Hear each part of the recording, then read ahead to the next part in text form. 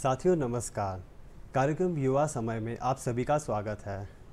आज हमारे साथ जुड़े हुए हैं हमारे स्टूडियो में दो प्रतिभाशाली लोग जो बहुत ही फेमस और एक साथ में हमारे साथ जुड़ी हुई है एक मेघा परमार जी, जो एक पर्वतारोही और साथ में एवरेस्ट विजेता रही हैं। और हमारे साथ एक फेमस यूट्यूबर और बाइकर भी हैं, मिस्टर शोभित शर्मा जी, जो भोपाल के ही रहने वाले हैं। हम आप दोनों का दिल से स्वागत करते हैं। मेघा जी, आपसे शुरुआत की जाती है। हम आपसे ये जानना चाहेंगे कि टेक्निकल स्कूबा डाइविंग क्या होता है, या फिर आप ये बताइए कि स्कूबा डाइविंग कितने प्रकार की होती हैं और आपने उसकी शुरुआत किस एज से या किस कब से शुरुआत करी है? 1.5 साल पहले मेरी शुरुआत हुई थी।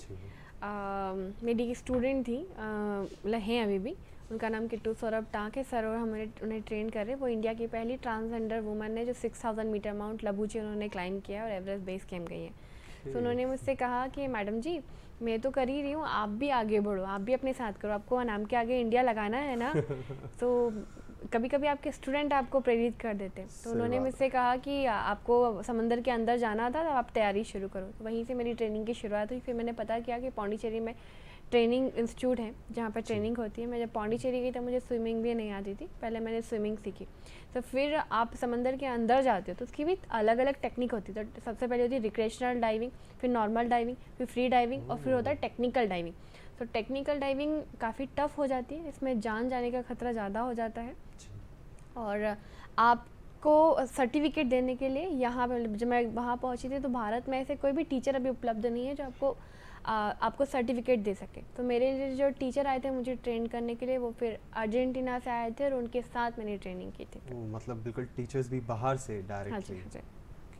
तो हम ये जानना चाहेंगे, हमारे दर्शकों को आप बताइएगा कि आपने ऐसी स्कूबा डाइविंग में ऐसी कौन सी चुनौतियों का सामना किया है जब आपने शुरुआत करी थी? जी, तो शुरुआत और से लेके आखिर तक की चुनौतियाँ ही होती हैं। पहला तो जब मैं यहाँ से पहुँची थी तो मेरा बजट बड़ा कम था, तो मैं 30 रुपये का ही डोसा हमेशा खाती थी। मेरा ये नियम था कि 30 रुपये से ज़्यादा का डोसा मुझे नहीं खाना है। दूसरा, डाइविंग आप जब करते हो तो मैंने जब 7 महीने ट्रेनिंग की थी तो मुझे हर दिन सुबह 5 बजे से लेकर 8 बजे तक मुझे कंटिन्यू काम करना होता था, डाइव मास्टर जब तक मैं थी। तो वो काफ़ी चैलेंजिंग हो गया था मेरे लिए। 11-11 किलो के सिलेंडर थे, एक दो बार अंगूठे पे गिर गए थे, पैर का बुरा हाल हो गया था। अब आती है टेक्निकल टर्म। तो जब आप ओशन में जाते हो तो समंदर बहुत रफ होता है, करंट होते हैं समंदर में, उसे कैसे मैनेज करना होता है। जब आप नीचे जाते हो तो हमारे पीछे जो सिलेंडर लगे हुए होते हैं, तो मैं गैसों का मिक्सचर करना भी हम सीखते हैं, पढ़ाई भी करनी पड़ती है, हमें बहुत ज़्यादा फिजिक्स भी पढ़ना पड़ता है। तो जब नीचे जाते हैं तो हम ऑक्सीजन तो ब्रीथ कर लेते हैं, नाइट्रोजन कहाँ जाएगा। तो नाइट्रोजन के बबल, जैसे कोका कोला की बोतल में छोटे छोटे बबल रहते हैं, वैसे बबल्स आपकी बॉडी में आ जाते हैं। तो उसी के साथ आप सेफ्टी स्टॉप कर करके ऊपर आते हो। तो सेफ्टी स्टॉप भी प्रॉपर करना बहुत ज़रूरी होता है, क्योंकि 2 लोगों की जान आपके ऊपर डिपेंड करती है। जैसे मैं और शोभी सर साथ में गए तो इनकी ज़िंदगी मेरे ऊपर डिपेंड करेगी, मेरी ज़िंदगी उनके ऊपर डिपेंड करेगी, क्योंकि हम दोनों नीचे जाने के बाद बडीज होते हैं। और नीचे जाते हैं 30 मीटर के बाद तो गैसें नार्कोटिक हो जाती है। नार्कोटिक मीन्स आपको फील होता है कि आप शराबी जैसा आप महसूस करते हो। तो आपके हाथ पे शिवरिंग करना स्टार्ट कर देते हैं, मतलब प्रॉपर वर्क नहीं करता। तो ट्रेनिंग टेक्निकल डाइविंग में ये करवाई जाती है, जैसे ये कप रखा है इसे 100 बार उठवाएंगे, ताकि जब हमें नार्कोटिक फील हो पर हम चीज़ें करेक्ट करें। अब जब ऊपर आते हैं तो जो मैंने आपको बताया, नाइट्रोजन के बबल्स नहीं निकलेंगे तो हम DCS, जिसकी वजह से इंसान पैरालाइज तक हो सकता है, उसकी जान तक जा सकती है, वो हो सकता है। फिर हम 6 मीटर पे ही प्योर ऑक्सीजन को ब्रीथ कर सकते हैं। तो डेप्थ चेक करना होता है, डाइव कंप्यूटर में हमारा जो डाइव प्लान है वो स्लेट पे लिखा होता है, हमारे पास कितनी एयर है उसे चेक करना होता है, बॉयंसी मेंटेन करनी होती है। अब आता है गैस को स्विच सही टाइम पे करें, नहीं करेंगे गलत टाइम पे गैस स्विच कर ली तो ऑक्सीजन टॉक्सिसिटी हो सकता है और सेंट्रल नर्वस सिस्टम डैमेज हो सकता है। तो इन सभी चीज़ों को सही तरीके से डाइव जो हम गए हैं टेक्निकल डाइविंग, जैसे मैं 45 मीटर गई, मतलब 5.5 बार का प्रेशर होता है। तो यदि आप यहाँ अंडा फोड़ोगे तो नॉर्मल मेल्ट हो जाएगा, नीचे जाके आप अंडा फोड़ोगे तो वो येलो के ऊपर वाइट घूमता रहेगा। तो इस प्रेशर को कैसे मैनेज करना होता है ये पूरी टेक्निकल डाइविंग में सिखाते हैं। मतलब शुरू से लेकर अंत तक आपको चुनौतियों का ही सामना करना है, और आगे भी शायद। Of course. शोभित सर, आप पे आते हैं।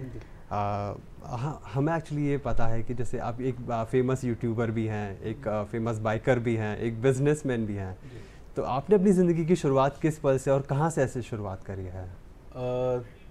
ज़िंदगी की शुरुआत, मेरा सबसे पहला जो इंटरेस्ट आया वो आया बिज़नेस में। जब मैं 13 साल की उम्र का था तो बिजनेस की तरफ रुख भी मेरे को स्पोर्ट्स ने किया, जो एक अपने आप में एक ऐसा इंस्टेंस है जो नॉर्मली नहीं होता। मैं अब कराटे टीम में था अपने स्कूल की, और फिर मध्य प्रदेश की, तो नेशनल खेलने के लिए बॉम्बे गए।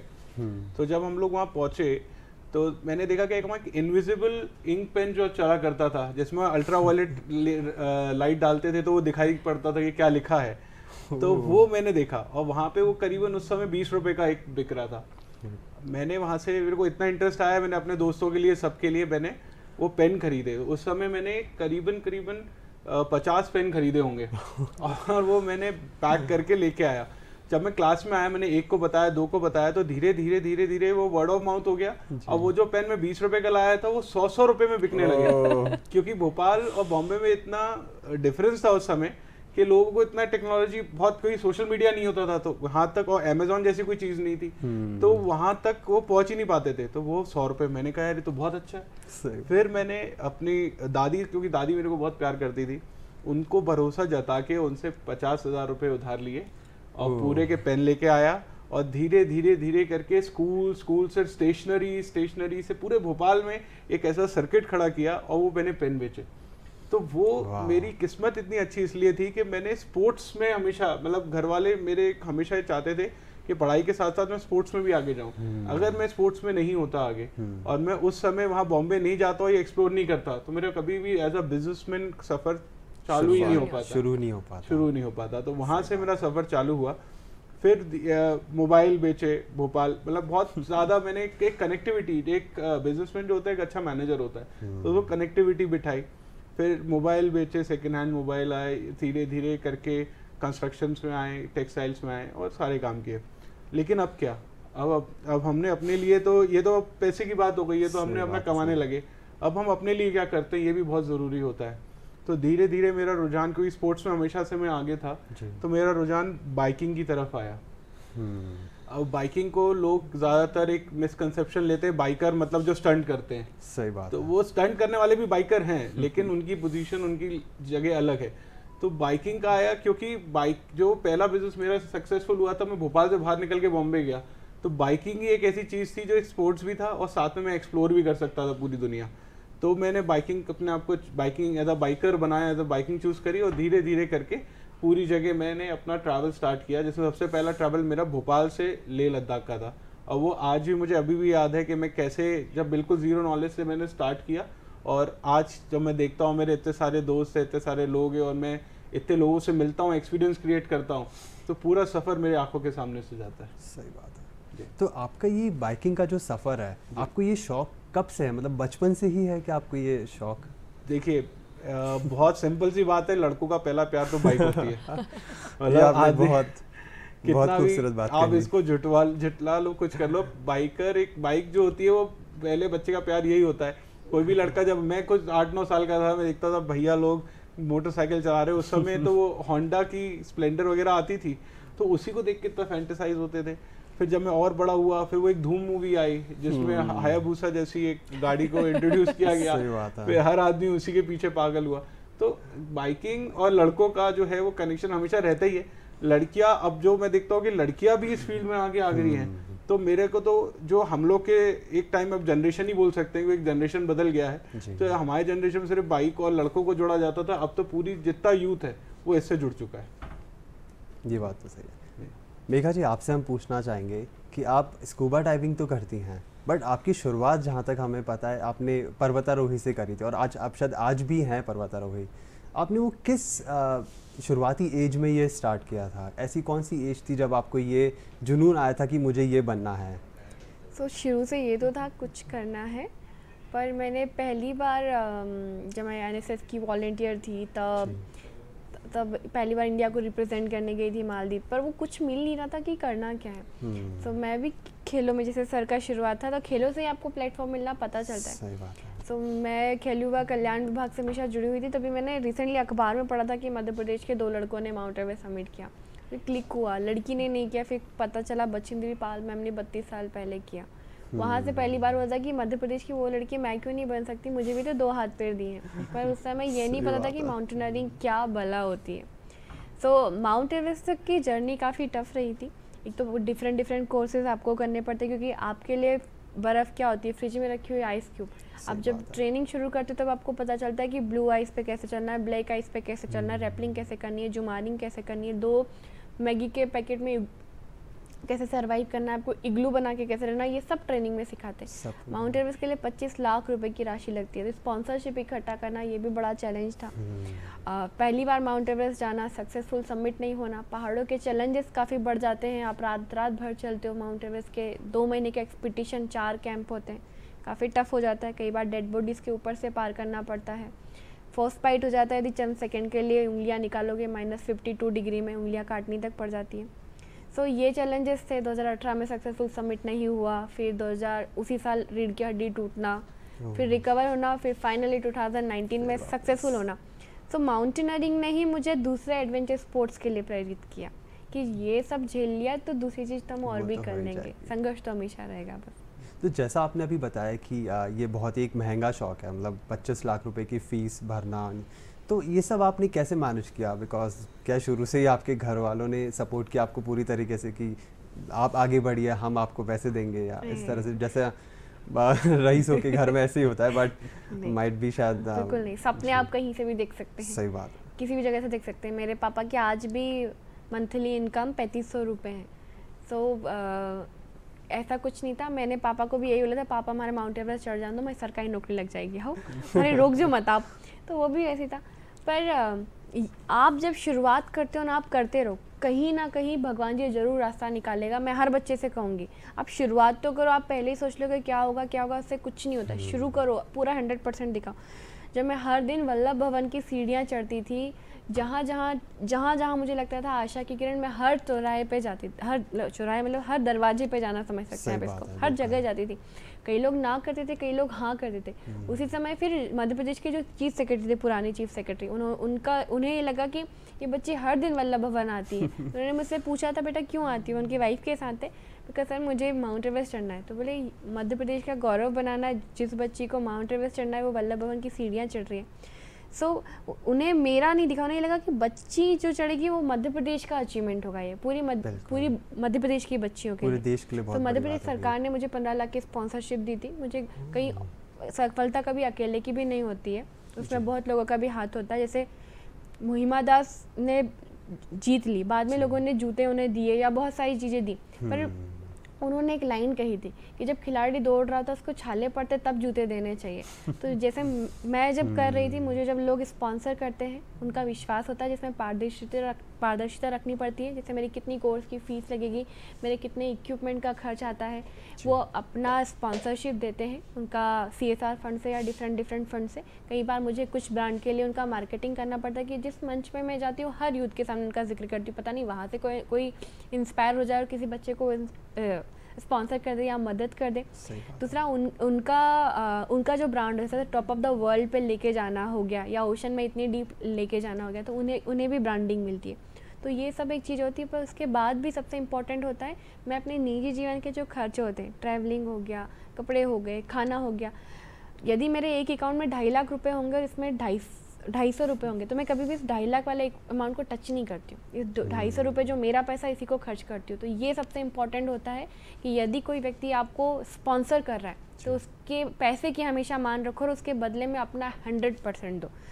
सो ये चीज़ें होती हैं। तो फिर धीमे धीमे, टफ तो तब भी रहता है यदि आप कहेंगे कि आप हमें मदद करें और वो उन्हें स्पॉन्सर करें, बट धीमे धीमे वो चीज़ें होती जाती है और आप आगे बढ़ते जाते हो और वो भी आपके साथ आगे बढ़ते जाते हैं, होते जाता है, एक ना एक राह टच होते जाती है। हाँ, तो ये बिल्कुल मत कहिएगा कि महंगे लोगों का शौक होता है, बड़े लोगों का शौक होता है। बिकॉज कहने में यही है ना कि ये बहुत महंगा शौक है, जैसे गोल्फ को भी कहा जाता है, तो ये भी वैसा ही है ऑलमोस्ट। बट आपकी जर्नी बहुत खूबसूरत रही है, हम दुआ करते हैं आगे और बहुत आगे बढ़ें। शोभित सर, आपसे मैं पूछना चाहूँगा, जैसे आप इतनी लंबी राइड्स भी काफ़ी सारी आप कर चुके हैं, तो आप ऐसा कौन सी ग्रुप के साथ करते हैं या आप कितने लोगों के साथ सेफ्टी के साथ जाते हैं, और कौन सी बाइक्स, क्या आप मतलब एक ही बाइक आप सब जगह पे यूज़ कर पाते हैं, पूरे इंडिया ट्रिप पे, फॉरेन ट्रिप पे माइट भी? तो बेसिकली इसमें हम लोग नॉर्मली अब जो कर रहे हैं वो तो स्पोर्ट्स बाइक है या फिर एडवेंचर टूरर बोलते हैं जिसको, वो सेगमेंट की बाइक हम यूज़ करते हैं एक लॉन्ग राइड्स के लिए। मेरे कुछ मित्र हैं, जैसे एक निखिल शर्मा, जिनका मुंबई का निखिल नाम से एक यूट्यूब चैनल भी है, ठीक है और उसके अलावा उसमें भी बहुत सारे लोग आते हैं जो आपके दर्शक हैं, जो लोग उस तरीके से मेरे को पहचानते हैं यूट्यूब चैनल के थ्रू, उनको सब पता है। तो हम लोग नॉर्मली 5-6 लोग, 4-5 लोग इस ग्रुप, छोटे ग्रुप्स में ही चलते हैं, क्योंकि ज़्यादा जितना बड़ा ग्रुप होता है और उतने ही चैलेंजेस आते हैं। और हम लोग क्या साथ में शूटिंग भी करते हैं, शूट करते हुए जाते हैं हमारे पूरे सफ़र को। तो बड़ा ग्रुप मैनेज करना एक बड़ी कठिनाई का एक विषय रहता है। तो बेसिकली हम लोग छोटे ग्रुप में ही ट्रैवल करना पसंद करते हैं, और कोशिश करते हैं कि जितने भी बाइकर्स हम लोग ट्रैवल कर रहे हैं सबके पास एक जैसी बाइक हो, तो कि किसी के लिए रुकना ना पड़े या फिर किसी कोई आगे ना निकल जाए। तो इस वजह से हम लोग करते हैं। और बाकी अगर सिटी राइड की बात करें तो मेरी फेवरेट जो है मेरी 1976 की एक बुलेट है। तो मैं जब भी मेरे को समय मिलता है अपने घर से कि मैं सिटी के अंदर चोरी छुपे राइड कर सकूं रात के टाइम, शाम के टाइम, तो मैं हमेशा उसी को ही चूज़ करता हूं, क्योंकि एक बड़ी बाइक सिटी के अंदर मेंटेन करना भी बड़ा मुश्किल हो जाता है, उसको चलाना। ये बाइक जो है हर कहीं से धीरे से निकल जाती है, और उसका जो बिल्ड क्वालिटी है, जो पुराने टाइम की जो बुलेट रही, रॉयल एनफील्ड रही, उसका जो बिल्ड क्वालिटी है वो अभी तक शायद कहीं किसी ने मैच नहीं किया है। तो एक तरीके से मेरे लिए वो मेरा प्राइड है। आपने मतलब आज भी ओल्ड इज गोल्ड मेंटेन करके रखा हुआ है, जिसे हम बोलते हैं। बिल्कुल बिल्कुल, और वो हमारे हेरिटेज का पार्ट है। सही बात और एक ऐसी बाइक है जहाँ से जो हमारे फादर साहब या फिर उनके जो फादर, हमारे दादाजी या फिर उनके भी फादर, उन लोगों ने लेगेसी देख रखी है इसकी, और वहाँ से टाइम टेस्टेड चीज़ है जो आज हमारे पास है, और हमारे देश का गौरव भी है। सही बात है, बिल्कुल होना चाहिए जी। मैं आपसे ये चीज़ पूछना चाहूँगा, जैसे आपने अभी बताया था कि बाइकर्स स्टंट बाइकर्स भी होते हैं और जैसे माउंटेनर्स बाइकर्स भी होते हैं जी।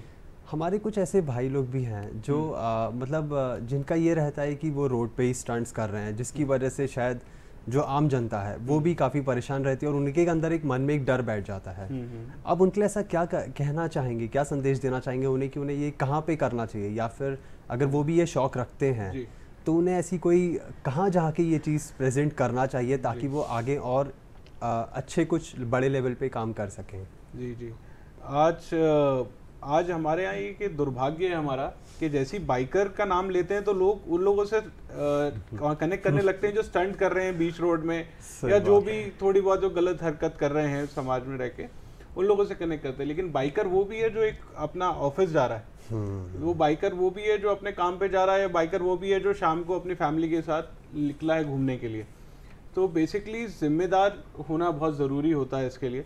अगर आप हेलमेट जैसी चीज़ पहनते हो, एक हेलमेट है, या नीचे आप शूज़ पहनते हो जब आप बाइक चला रहे होते हो, तो ये आप अपने प्रति भी ईमानदारी दिखा रहे हो, एक जिम्मेदार नागरिक की पहचान भी दे रहे हो, और इसके बाद आपकी जिम्मेदारी से कल को कुछ होता है, मिसहैपनिंग होती है, एक्सीडेंट होता है, तो उससे आप अपने आप को तो बचाओगे, सामने वाला भी बचेगा। बिल्कुल। तो बेसिकली ये एक दूसरे से कनेक्टेड चीज़ है, और जितनी जिम्मेदारी आज आप दिखाते हो उसी हिसाब से आगे देश भी बढ़ता है।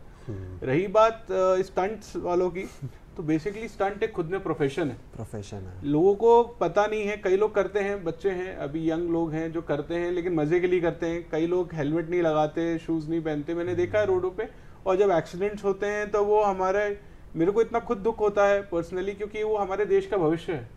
हमारा देश का समय बहुत अच्छा आने वाला है, हम वर्ल्ड लेवल पे लीडर्स बन रहे हैं, और वो समय जो है वो हम लोग इन्हीं के भरोसे देखते हैं। जो आज यूथ है 20-25 साल 21 साल का, उनके भरोसे हम देखते हैं। हमें उनसे उम्मीद है कि वो आगे जाके एक ऐसा भविष्य, ऐसा देश बनेगा, और हम लोग उनके लिए ऐसा देश बना रहे हैं कि वो उसको एंजॉय कर सके। लेकिन कल को अगर वो छोटी मोटी एंजॉयमेंट में अपनी जान गंवा बैठे, या उनके साथ बुरा हो जाए, हादसा हो जाए, अपने आप को पैरालाइज कर ले, या फिर अपने हैंडीकैप हो जाए, तो वो बहुत बुरा लगता है। एक सिक्योर्ड, एक अलग से एक जगह होनी चाहिए। काफ़ी जिम्मेदार ग्रुप्स हैं बॉम्बे में, मैं जानता हूँ कुछ ग्रुप्स को, भोपाल में भी ग्रुप्स हैं जो स्टंट करते हैं, वो बहुत जिम्मेदारी के साथ करते हैं। अपनी खुद की ज़मीन, एक अच्छा क्लोज सर्किट एक ग्रुप बनाते हैं, एक खाली लैंड देखते हैं, वहाँ पे हॉस्पिटल भी पास में होना चाहिए, ये भी ध्यान रखते हैं।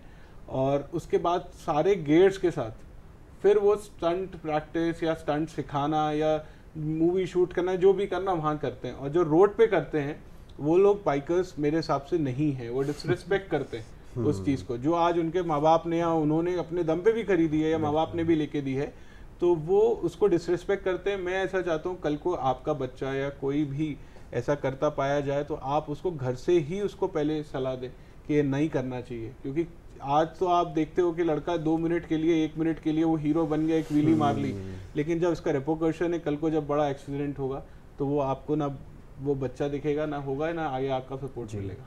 जी बिल्कुल जी ये आपने बहुत सही बात कही कि सेफ्टी इशू ज़रूर जी। एक रखना ज़रूरी है। जी।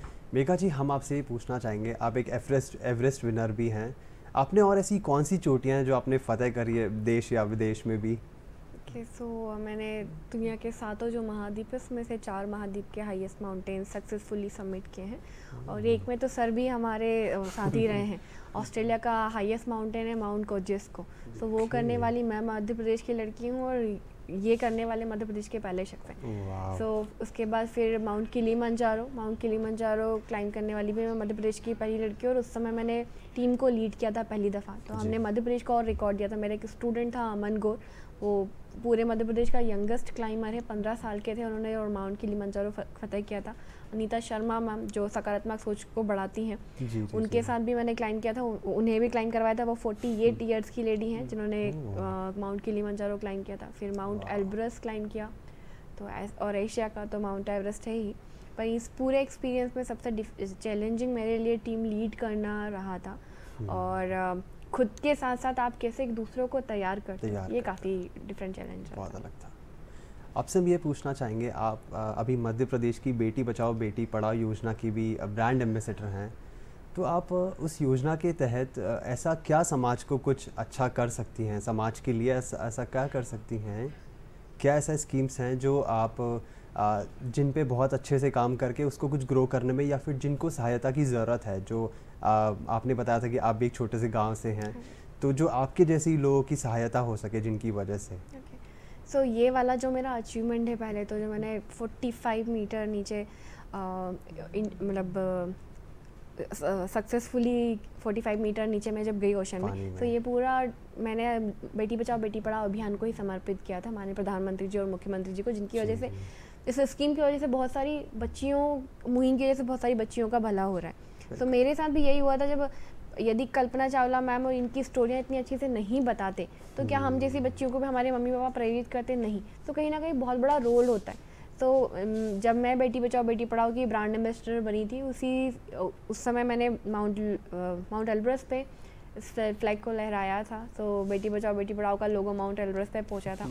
तो बहुत सारी बच्चियों को फिर प्रेरणा मिलती है वहाँ से। या तो आप देखेंगे यदि मैं एक निकली हूँ तो कई बच्चियाँ निकलती, वो निकलेंगी तो कई और बच्चियाँ निकलेंगी, तो ऐसे लाइन बनती है। अब इम्पॉर्टेंट बात आती है जो महिला बाल विकास के साथ हमने किया है, मैंने काम किया था।